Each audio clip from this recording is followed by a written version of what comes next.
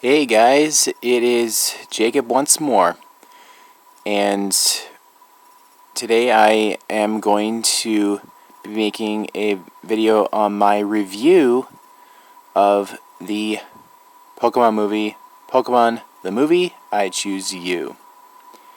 And as you can see, I'm using my Ash's Pikachu card as the background, because it's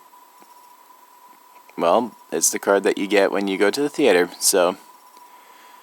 I will not be showing any images or anything based on the film or anything because I don't really know how to do that, and especially how to do it legally. I don't want to do anything illegally that's not mine or anything. So anyway, I'll be just discussing it, and if you've seen it, then you'll know what I'm talking about, and if you still don't understand, then just post in the comments and all that, and we'll work it all out. So, like I said in my previous video that you saw of me getting these cards, well, 3 of these, was that I pointed out that I said I gave the movie an 8 out of 10. So, some of you may have been asking, well, why do you have it at that rating? Is there a specific rating? Like why is it not higher and why is it not lower? Well, number one, I'm generous, and number two, there's just some things that just wouldn't fit. So anyway, so let me just discuss the things like that I did like and did not like. So let's start off with what I did like. So everybody likes to start with the good news and then the bad news later. So the good news, in this sense, is when the movie came out, it was nice to see that Ash was in the anime that was pretty much like in resemblance of the XYZ series, because I have to say that is like the best anime art that they did for the Pokemon series. Like, the original series was great, but just seeing the XYZ series just really shows, like, a compare and contrast the progression of the graphics. I'm really glad they did not make the movie in the Sun and Moon anime. I'm not sure a lot of people would have liked it as much. Like some may have liked it that way, but I think many people are preferring the anime that was used in XYZ. So that was one of the things I liked. I really enjoyed that. Number 2 is that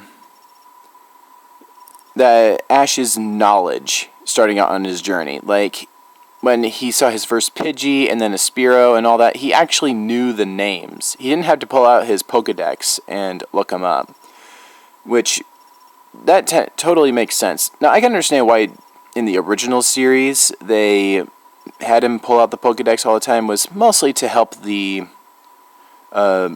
like all those who were just starting on the Pokemon series of getting used to it, that they kind of would need some help to understand the background of certain Pokemon, because he may know the names about these Pokemon, but that doesn't really help the audience. So in this film, I kind of like that part, that it kind of showed that he did know their names. So I applaud that.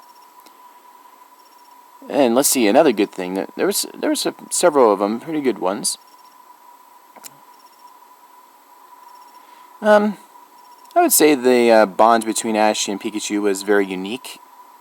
I liked how it showed and grew. And I guess I can tie in with my next reason, is that all the memorable moments they tried implying into the film. Now, it's not like, it doesn't really follow canon, really, in a sense, but it does try to help us remember those great moments. Like, for instance, when Ash gets a Caterpie, then helps it evolve up to a Butterfree and then releases it. Like, it wasn't 100% accurate like the original series had it, but it was still unique to see. So, and seeing it in the new anime was a very nice touch, for sure. Then, of course, there was also when he found a Charmander, and we actually met. It was a different trainer this time who abandoned Charmander, and then Ash decides to take him in, and then helps Charmander get to the Charizard stage, and so on and so forth. So it was nice seeing lots of those memorable moments. So now, completely like not canon and kind of rushed, but all in all, I would say it's a pretty good fit. It was just trying to like a nice little shout out for some of the greatest moments from the original series. So I kind of like that. Then let's see. Oh, I guess another reason can be the Pokemon. I really liked how that it wasn't just all Kanto region Pokemon. Like, I kind of liked that it showed a lot more variety, which would totally make sense. Like, the original series, it started out with just 151. There was no way they could have had like many others. Now, they did have Ho-Oh, but that was supposed to be revealed to us later in the series after, and so on and so forth. So there were, so mostly we saw Pokemon from the Kanto region in the original series. It was nice to see lots of Pokemon, including like Kalos and Alola Pokemon. So it was nice to see them in the mix. So it showed that there were trainers from other regions actually traveling around. I'm sorry, the tongue twisters today. Just having all those Pokemon come around and all that. So, yeah.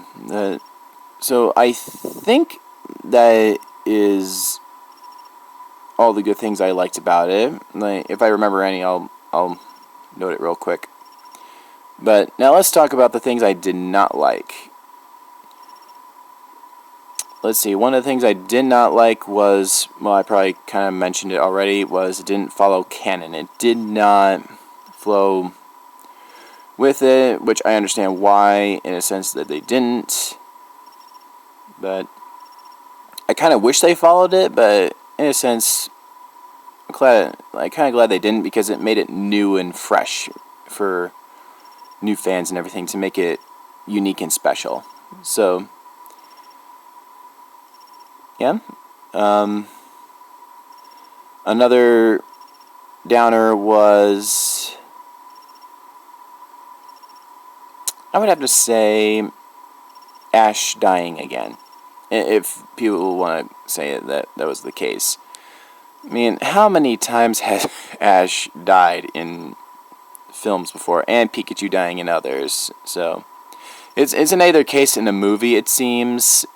It turns out in some way something tragic happens to Ash or Pikachu. I mean, for crying out loud, when we had the Diancie and the Cocoon of Destruction movie, Pikachu apparently was hit by the tail by Yveltal and was turned into stone, but almost instantly rescued by Xerneas, I believe, to be brought back. So,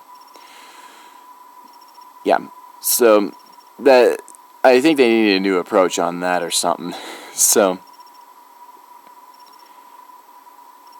and